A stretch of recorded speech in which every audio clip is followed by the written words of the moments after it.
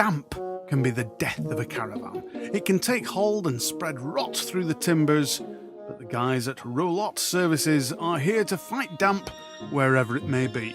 Mobile or at their own workshop, they know how to track down wet and give a damp caravan what it needs. When you do a service, you go around with a damp meter.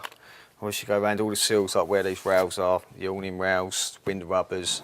9 times out of 10, it's where it comes in. What we do is we just go around with this. Then what we do is we advise the customer, then we give them a price, and we go from there.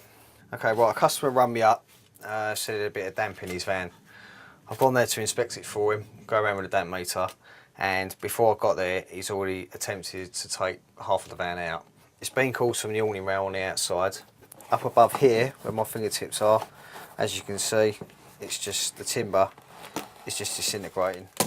What I would need to do is replace all the timber up the top. This polystyrene holds the water. It's like a sponge. As you can see, there's a slight ridge here. That's where the timber's collected so much water, it's expanded, it's pushed the board out. But you can keep seeing as you go down, it's getting softer, softer, till gradually go down, and you can hear it's nice and solid then.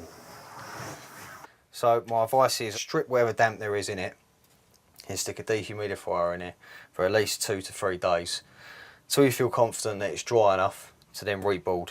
The Retro Caravan Company in Kent specialises in vintage 1950s, 60s and 70s caravans and camping paraphernalia.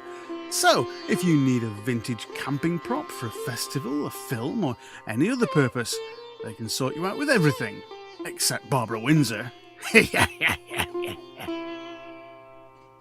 It was a growing family, basically, that made us do it, and people came up and said, wow, a fantastic caravan.